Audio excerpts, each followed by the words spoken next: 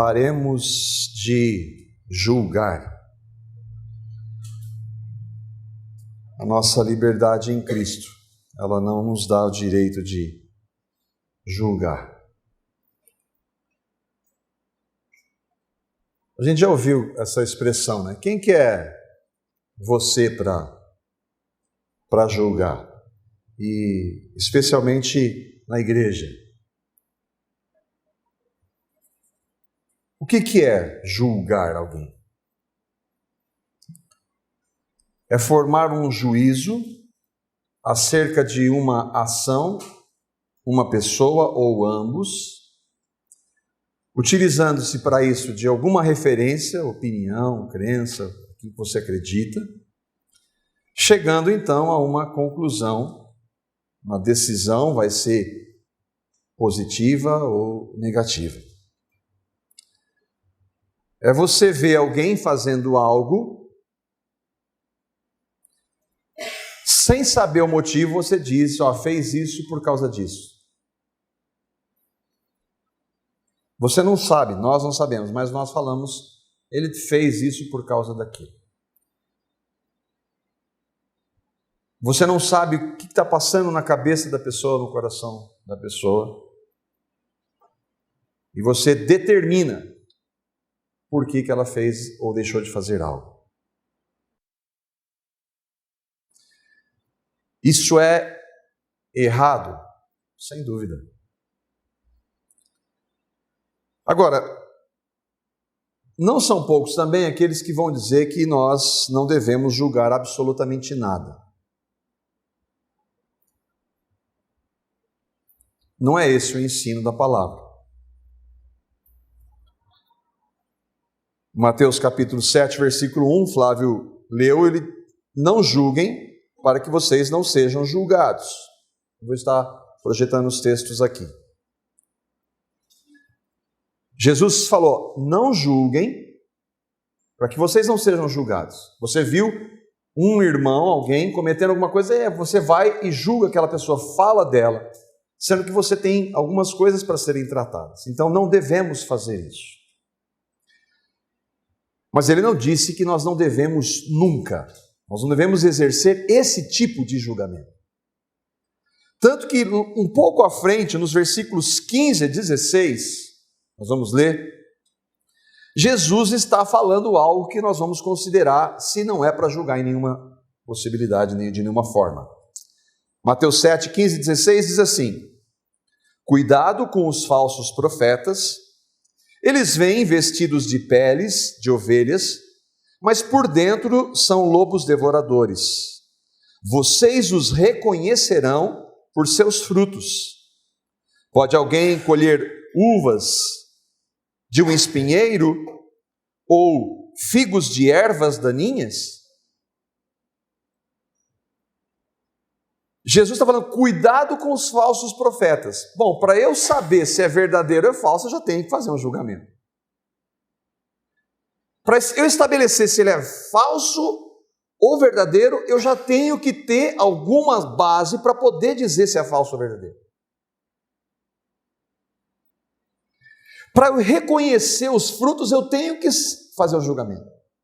Aquela pessoa diz que crê em Cristo, mas a vida dela é assim, assim, assim, ela não se arrepende, ela não professa, ela não demonstra nada, eu estou fazendo o julgamento. Paulo diz, em 1 Coríntios, capítulo 14, 29, e ali ele está falando para a igreja, para a igreja onde se reuniam as pessoas para louvar a Deus, para aprender isso da palavra, e ele diz, naquele contexto, como deveria ser o culto, a ordem do culto, a manifestação do Espírito. Ele estabelece vários critérios e várias regras de como deveria ser a ordem no culto. E no versículo 29, ele diz assim: falem 2 ou 3 profetas e os outros julguem. Vamos trazer para um exemplo. Se eu e o Flávio, profeta não é aquele que anuncia o futuro, é também por direção do Espírito de Deus, se ele quiser, mas o profeta é o que traz a palavra de Deus. Então, eu trago algumas verdades da palavra, o Flávio traz outra, algum irmão aqui levanta e fala outras verdades, o que os outros vão fazer? Amém, glória a Deus, é tudo de Jesus? Não, os outros julguem. Opa, o que você disse, Marco, não está com base na palavra. Então, nós devemos sim julgar, especialmente os ensinos. O que a gente conclui? Para ver se é falso ou verdadeiro, nós precisamos julgar. Para ver frutos daqueles que professam a Cristo, mas não vivem, Paulo chega a dizer assim, eu não estou dizendo para vocês se afastarem do mundo, mas vocês não devem andar com aquele que se diz cristão e for um devasso, um imoral. Isso é julgar ou não? Se nós não julgarmos os ensinos, então, o que eu estou fazendo aqui? O que nós estamos fazendo aqui? Por que vocês estão abrindo a Bíblia? Se não tem que julgar nada. Qualquer pessoa pode falar qualquer coisa de Jesus, não podemos julgar. Não é isso que a Bíblia diz. Se eu chegasse e dissesse, a Bíblia é um livro falho, e tem pastores renomados dizendo isso, se eu dissesse para você que se você tem que se esforçar, obedecer os mandamentos, e pegar alguns mandamentos, e é a graça, mas você tem que obedecer alguns dos mandamentos, e se eu dissesse, por exemplo, tem algumas questões da sexualidade que nós devemos rever, eu devo julgar, vocês deveriam julgar esse ensino e não aceitá-lo, porque ele não tem base na palavra de Deus. Isso está acontecendo hoje. Então nós devemos julgar. Falsos profetas só são falsos porque o que eles dizem e ensinam, sendo julgados pela palavra de Deus, está errado. Esses devem ser denunciados, bem como os seus ensinos, sempre com a esperança de que haja arrependimento. Há realidades, então, que a gente tem que julgar sim. Mas nós vamos falar de realidades que nós não devemos julgar. E eu coloquei lá, paremos de julgar. Por que paremos? Porque eu estou eu me identifico e preciso ser tratado pelo Senhor nisso. Nós pecamos quando julgamos irmãos. O contexto que Jesus diz, o que Paulo vai dizer agora, que nós vamos ver em Romanos, é entre irmãos em Cristo. Nós pecamos quando julgamos irmãos por práticas que podemos discordar, não entender. Nós podemos discordar, não entender, mas nunca podemos julgar. Nós não devemos julgar. E por que nós vamos tratar disso? Porque nós estamos estudando Romanos e Romanos capítulo 14, dos versos de 1 a 24. Deus vai falar de maneira muito clara. Eu louvo ao Senhor por esses 2 anos que nós estamos estudando Romanos, como tenho aprendido, como o Senhor tem me ensinado pela palavra dEle. A gente tem a pretensão de achar que conhece. E quando nós abrimos a palavra, e aí ela vem confrontando pelo Espírito Santo, e a nossa palavra sempre é: Senhor, tem misericórdia, como eu tenho errado. O texto é longo, nós vamos lê-lo pausadamente, para poder entender o que o Senhor tem para dizer para nós sobre isso. Romanos capítulo 14, começamos com o versículo 1, diz: aceitem o que é fraco na fé, sem discutir assuntos controvertidos. Ele começa bem. Qual é o princípio máximo do Evangelho, irmãos? Amor. Amor. Deus é amor. E tudo o que Ele fez em Cristo teve como motivação amor. Amor, aquele amor incondicional. Aquele amor que não espera nada em troca, não o nosso, o dele. E amar deve ser uma prática exercida e vivida entre cristãos. Não deve ser dito, falar da boca para fora, que isso não vale nada. Nós devemos nos amar E amar implica, entre outras coisas, aceitar. Aceitar diferenças, inclusive. Paulo está dizendo aqui que nesse caso aqui, o fraco na fé, ou o débil na fé, algumas versões vão dizer, ele é uma pessoa que tem algumas limitações, especialmente como nós vamos ver, na compreensão de alguns pontos da palavra. Mas ele é um irmão em Cristo. Muito mais do que fraco ou débil na fé, ele é um irmão em Cristo, por quem Cristo morreu. E ele está dizendo que nós devemos tratar esse irmão ou irmã mais fraco sem contendas. Outra versão, contenda é brigar por causa de coisas insignificantes entre irmãos em Cristo. Isso é Cristo crucificado. Isso é Jesus na vida. Mas se eu tenho alguém que confessa a Cristo, que tem convicção da sua nova vida em Jesus, ele não é perfeito, assim como eu não, e nós nos relacionamos, eu tenho que ter essa disposição para com ele, ainda que nós tenhamos várias diferenças. É isso que Paulo está dizendo. Nos versículos 2 a 4, ele vai tratar algumas dessas limitações. Que limitações? Por que este é um fraco na fé, ou seria um fraco na fé? Versículos 2 a 4. Um crê que pode comer de tudo, já outro, cuja fé é fraca, come apenas alimentos vegetais. Aquele que come de tudo não deve desprezar o que não come. E aquele que não come de tudo não deve condenar aquele que come. Palavra de Deus, isso ou não? Pois Deus o aceitou. Quem é você para julgar o servo alheio?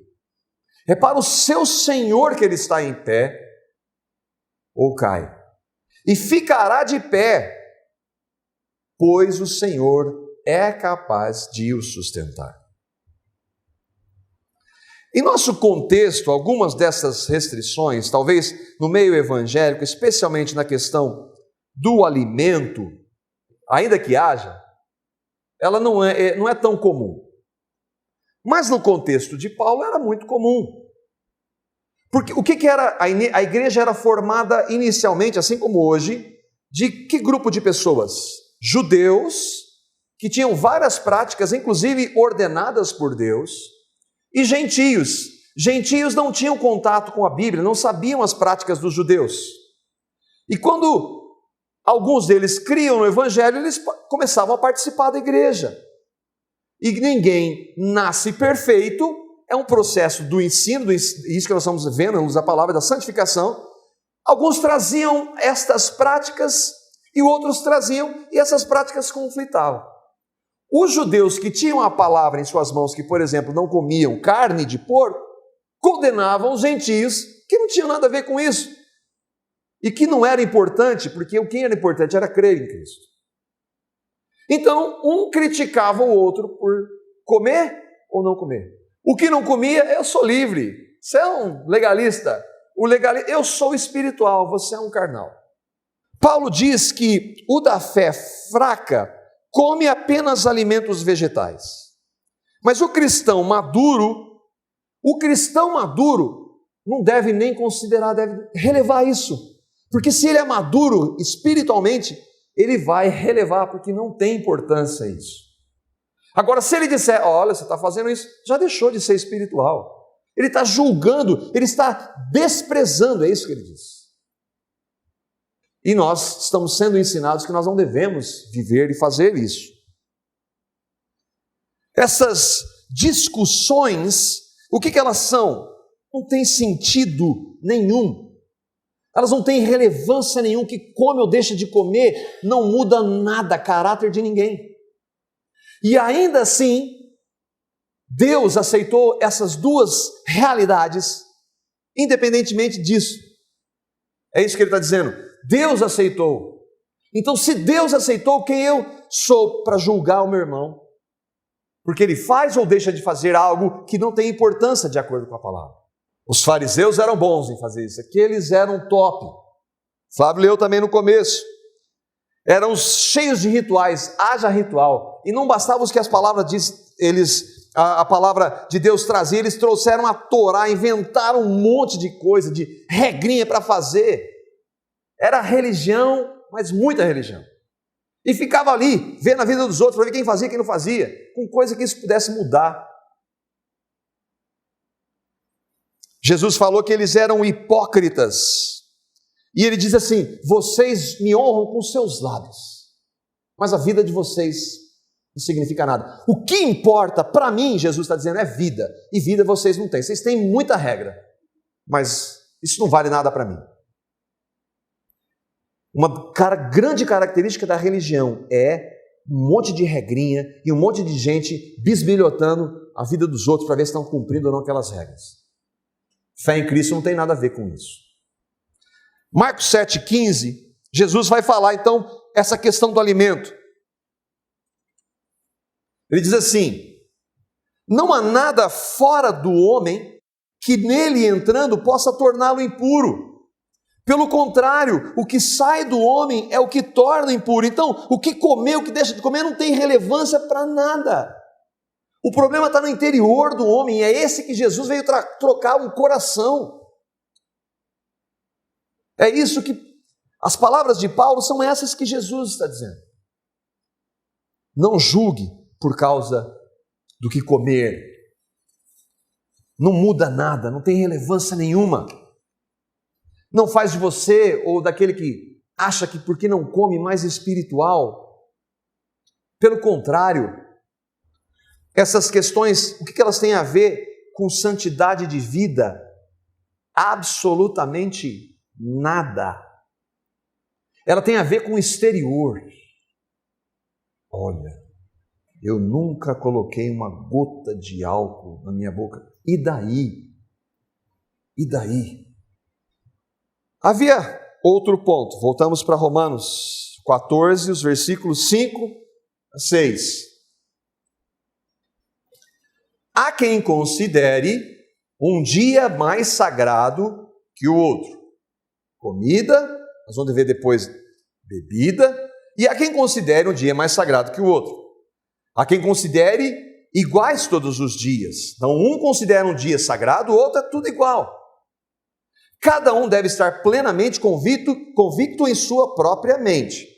Aquele que considera um dia como especial, para o Senhor assim o faz, e só se for assim que é válido.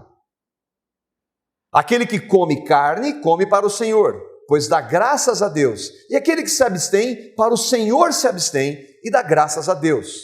Qual a motivação? Para a glória dele. Não para mostrar espiritualidade, não para julgar aquele que faz ou deixa de fazer. Essa semana, interessante, porque eu recebi uma pergunta pelo site, entraram no site: olá, tudo bem? Gostei muito da pregação de Romanos e tal. Quero saber sobre, afinal, vocês guardam o sábado bíblico? Hoje há um movimento na igreja evangélica, não a igreja adventista, porque ela tem por história isso, mas a igreja evangélica, existem alguns que estão voltando a guardar sábado, dizendo que, e com isso o que eles querem mostrar? Mais espiritualidade. E ele perguntou, eu falei assim: querido, isso não vale nada, e a gente vai tratar exatamente disso. Para Deus não tem relevância nenhuma isso. Agora, se você considera diante do Senhor, é diante dele. Eu não posso dizer que você deva parar com isso ou você está errado, porque a palavra diz que se alguém considera um dia assim, ou todos os dias, para ele não tem relevância nenhuma. E não deveria ser motivo de contenda, coisa que a gente gosta de fazer, por causa de coisas assim. O problema disso, olha o que Paulo está dizendo, é para o Senhor. Se eu estou fazendo para o Senhor, tudo bem. Agora, se eu estou fazendo isso como lei, aí é um perigo. Aí é um problema. É o evangelho, mas tem, olha só, e taca texto, estudo em texto para defender aquilo, usando aquilo como uma regra, como lei, junto do sacrifício de Cristo. Não. Agora, se você, irmão, você crê no Senhor, na graça, tenho certeza. Eu entendo pela palavra, há irmãos que pensam assim, que guardam esse dia. Louvado seja o nome do Senhor. Eu não preciso brigar com você por causa disso. Agora, nós temos liberdade. Eu respeito você como meu irmão em Cristo e espero o mesmo. Aí alguns, mas o sábado não foi instituído pelo Senhor? Lógico que foi. Mas olha o que Paulo vai dizer, Colossenses capítulo 2, versículos 16 a 17. Existem uma infinidade de teorias sobre a guarda do domingo e que é errado e que, por exemplo, chega a um absurdo de dizer que, por exemplo, domingo em inglês é Sunday, dia do sol, para dizer que era idolatria do sol, então não pode ser domingo. Mas tem teoria que não acaba mais. E tem gente que passa a vida chafurdada nisso aí e não está buscando um relacionamento íntimo com o Senhor, que é o que importa, né? Olha o que Paulo, e vê se o que Paulo diz aqui em Colossenses também serve de resposta. Portanto, ninguém vos julgue pelo comer ou pelo beber, por causa dos dias de festa, ou da lua nova, ou dos sábados, que são sombras das coisas futuras. O que Paulo está dizendo? Tudo aquilo, e entre elas, nós estamos falando da questão do sábado, era sombra, apontava para a realidade que é Cristo. Então agora a igreja, o dia sagrado para a igreja é no domingo? Não, isso não existe, irmãos. Nós nos reunimos aos domingos, por quê? Porque foi o dia da ressurreição, mas Ele não instituiu um novo dia. Em Cristo, todos os dias devem ser vividos para a glória dEle. Não é que o domingo substitui o sábado, e aí fica a briga. Isso não tem importância. Pelo menos de acordo com o que a palavra está dizendo. E aí a gente vê algumas outras realidades. Comer, o beber. O que seria o beber? Água que não é. Tem gente, eu já vi, e homem de Deus, fazendo um estudo mais pleno para dizer que não se pode beber vinho. E que o vinho era suco de uva. Irmão, se você entende que você não deva para o Senhor, é para a glória dEle, eu não vou entrar nisso. Mas, irmãos, não faça disso uma lei, porque eu não creio assim para esse mesmo Senhor. Nós somos livres em Cristo. Romanos capítulo 14, versículos 7 a 9. Pois nenhum de nós vive apenas para si, e nenhum de nós morre apenas para si. Por quê? Porque se você guarda ou não, é para o Senhor, então é para Ele tudo. Se vivemos, vivemos para o Senhor. E se morremos, morremos para o Senhor. Assim, quer vivamos, quer morramos, pertencemos ao Senhor. E aí ele resume. Por esta razão, Cristo morreu e voltou a viver para ser Senhor, não para trazer regrinha. Para ser Senhor da minha e da sua vida, para governar a minha e a sua vida. E em que aspectos? Se eu guardo um dia, guardo o outro, não como isso, não como aquilo, eu posso beber, ou ele veio tratar da maneira como eu amo minha esposa, os meus filhos, eu manifesto o fruto do Espírito, ando em santidade, prego a palavra, vivo no meu trabalho, nos meus relacionamentos, no trânsito, onde quer que para a glória dele. O que ele quer? Se a gente fica com regrinha discutindo isso, ou a gente viva em santidade, viva para a glória dele, viva num relacionamento com ele, conhecendo a pessoa dele. Criar regras, e a igreja tem feito isso. Práticas chamadas judaizantes, em nome da espiritualidade, trazendo coisa que já foi abolida lá na cruz, trazendo para o nosso meio. Se com um título de expressar a espiritualidade, não é isso que Paulo está dizendo. A gente pode ter algumas diferenças, mas deve haver um respeito, amor e tratarmos como irmãos, não querer impor e não colocar isso no mesmo nível da cruz de Cristo. Nós não podemos fazer isso. Os versículos 10 a 13. Portanto, por que julga o seu irmão? Dentro dessas questões, comer, beber, dias. E por que um julga e o outro despreza? Pois todos compareceremos diante do tribunal de Deus. Porque está escrito: por mim mesmo jurei, diz o Senhor, diante de mim todo joelho se dobrará e toda língua confessará que sou Deus. Assim cada um de nós prestará contas de si mesmo a Deus. Portanto, deixemos de julgar uns aos outros. Em vez disso, façamos o propósito de não colocar pedra de tropeço ou obstáculo no caminho do irmão. Vamos parar com isso. E outra, se nós não pararmos, sabe o que ele está dizendo? Pare de julgar, porque eu e você vamos estar diante do tribunal. E do jeito que você julga, você vai ser julgado também. Ué, mas nós vamos passar pelo tribunal? Vamos passar. Nós já fomos salvos pela graça, mas agora há um tribunal onde cada um de nós vai ser julgado pelas segundas obras. A palavra diz que vai acontecer, não diz como isso vai acontecer. O que eu e você fizemos com a nossa nova vida em Cristo vai ser provada pelo fogo. E ele está dizendo então, não julgue, porque do jeito que você está julgando, o Senhor vai tratar. E aí você sabe que ele é imparcial. Um julga, que é o que ele disse, o outro despreza. Quem é melhor aqui? Quem é melhor? Seu judaizante legalista. Mas espera aí, ele é um irmão. Uma vez eu estava numa discussão e aquele irmão tinha uma certa antipatia com o outro. Eu falei assim: querido, você crê que ele é seu irmão em Cristo? Não. Então, vamos clamar misericórdia diante do Senhor para não tratar. Não quer dizer que eu não possa discordar. Agora, quando isso é base, nós podemos em amor discordar.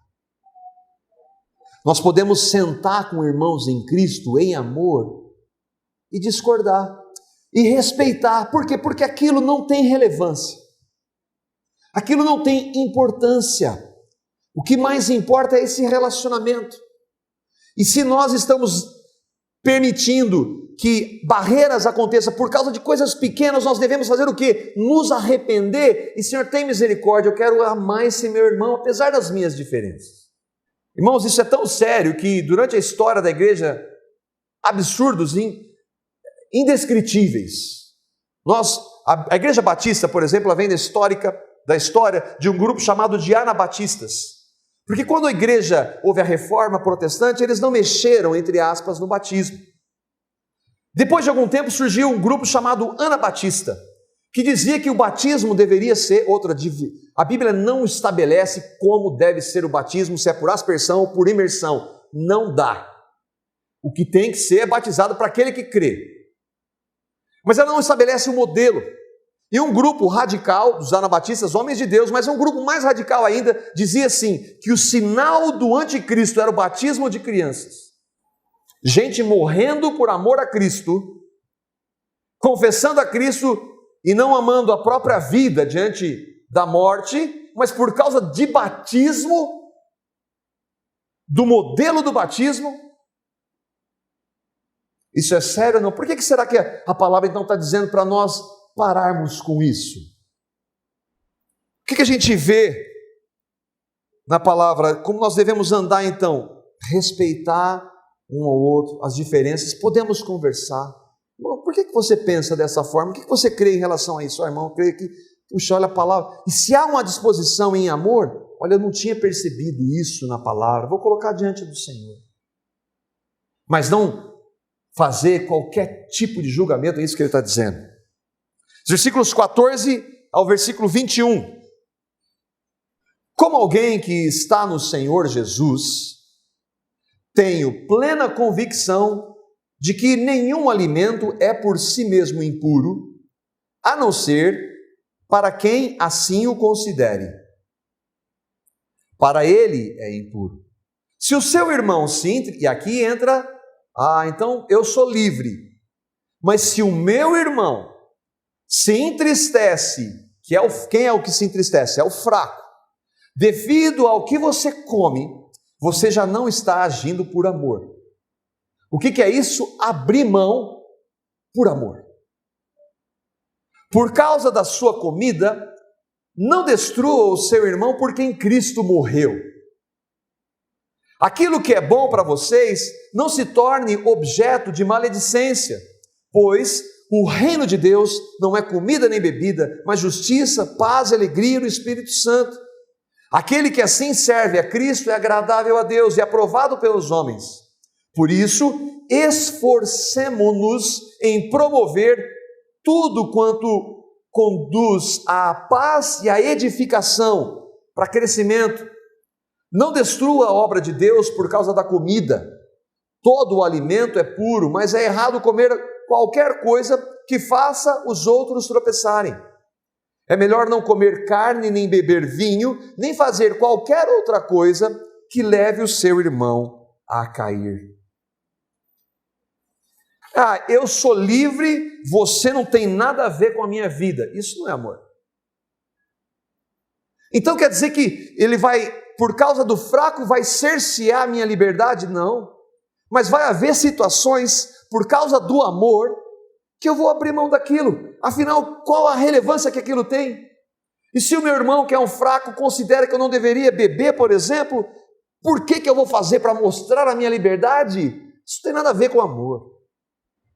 Está claro, irmãos, o que Paulo está dizendo ou não? Entende que corta dos dois lados, dos livres, que às vezes vão se colocar debaixo de um jugo por amor àquele irmão mais fraco, e daquele que acha que não deveria fazer, que poderia reconsiderar à luz da palavra e ceder naquilo. Se o seu irmão se entristece devido a algo que você está fazendo, se o seu irmão se entristece, mesmo que você não entenda e não tenha motivação, diante daquele irmão, não faça. Por quê? Por amor. Só por isso só. Só por amor. Ele está dizendo que o que importa de verdade é andar em espírito. Essas coisas não têm relevância. E se nós andarmos em espírito, sabe qual que é a dificuldade? Não vai ser nenhuma, porque o Espírito que trouxe Jesus, o Deus da glória que se esvaziou, o que vai ser eu ceder uma coisa que para mim não tem importância para aquele irmão? Se nós andarmos em espírito, nós não vamos ficar com discussões em relação às coisas insignificantes, nós vamos amar o nosso irmão, aceitar a diferença, mesmo discordando. Paulo aqui já é um cristão maduro, e a posição dele deve ser imitada por nós. Se eu tenho uma diferença de compreensão com um irmão, eu devo respeitar, não maldizer e ceder. Vida cristã é prática, em detalhes como esse. Eu, pelo menos, fui bastante incomodado na leitura do texto, no preparo do estudo. Por isso que eu já coloquei lá, paremos, vamos parar com isso. Pare, é melhor pare, Marco. Privilégio de, a gente deixa de ter o privilégio de conviver com irmãos em Cristo por coisas medíocres. Eu deixo de ter o privilégio de conviver com um irmão pelo qual Cristo morreu por causa de coisas ridículas. A minha oração, Senhor, tem misericórdia. Eu não quero viver assim. Livra-me disso, Senhor. Mas esse negócio do bebê aí pega, hein? Irmãos, não há, de acordo com a palavra de Deus, nenhuma proibição em relação a ingerir uma bebida alcoólica. Agora, não dê, por causa da liberdade, ocasião à carne. Liberdade é uma coisa, Libertinagem é outra coisa completamente diferente. Não use disso para dizer que é livre e para dar ocasião à carne. Vamos pedir direção ao Senhor. Os bêbados, está lá na relação. Versículo 22 e 23 para nós terminarmos. Assim, seja qual for o seu modo de crer a respeito destas coisas, que isso permaneça entre você e Deus. Feliz é o homem que não se condena naquilo que aprova. Mas aquele que tem dúvida, eu não sei sobre isso. Eu não tenho muita certeza sobre isso. Não faça, a palavra diz. Aquele que tem dúvida é condenado se comer, porque não come com fé. E tudo o que não provém da fé é pecado. Eu não sei essa questão de beber, se não beba. Eu não sei se comer carne, não coma. Eu não sei se num dia, não faça isso. Se você tem liberdade, porque a palavra de Deus não diz que nada disso é errado.